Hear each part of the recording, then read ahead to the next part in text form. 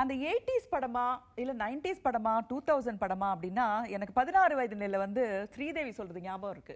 நான் வந்து சினிமாக்கு போனோம், பெஞ்ச் டிக்கெட்ல உட்காந்து பார்க்கணும் அப்படின்னு கேட்ட உடனே காந்திமதி என்ன சொல்லுவாங்க, எல்லாம் தரையிலே உட்காந்து பாரு, எங்க உட்காந்தாலும் ஆடுற படம் தான் ஆடும், அது மாதிரி ஓடுற படம் தான் நல்லா எடுத்தா ஓடும். ஆனா அந்த படத்துக்கு அடையாளம் என்ன? அந்த பெஞ்சில் உட்காந்து பார்க்குற அடையாளம் என்ன, தரையில உட்காந்து பார்க்கறதுக்கு அடையாளம் என்ன? இந்த 80s சினிமாக்கு அடையாளம் என்ன அப்படிங்கிறத நம்ம கொஞ்சம் ஆராயலாம். டைட்டில் எப்படி இருக்கும், 80s சினிமால டைட்டில் எப்படி இருக்கும், இன்னைக்கு சினிமால டைட்டில் எப்படி இருக்கு அப்படிங்கறத பத்தி பேசலாம். யார் சொல்ல விரும்புறீங்க ஃபர்ஸ்ட்? 80ஸ்ல வந்து என்னன்னா, இப்போ ஸ்ரீதர் சார் டைட்டில் வந்து இருக்கு பாருங்க. அவர் வந்து நிறைய படிச்சதுனால ஆங்கிலத்தில் திங்க் பண்ணி அதை தமிழாக்கம் பண்ணி டைட்டில் வைப்பாங்கன்னு சொல்லுவாங்க. அதனால அவருடைய டைட்டில் என்ன வைக்க போறாருன்னு ரொம்ப ஆவலாக இருக்கும். அது ஒன்று.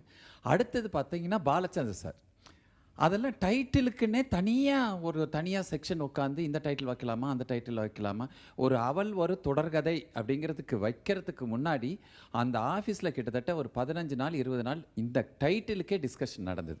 அதே மாதிரி கதாநாயகி பேர் கண்டுபிடிக்கிறதுக்கும் ஒரு டிஸ்கஷன் நடக்கும். இப்படி ஒரு டைட்டில் வைக்கிறதுங்கிறது ஏன்னா அதுதான் ஃபஸ்ட்டு ஆடியன்ஸை இழுக்கிற அம்சம்.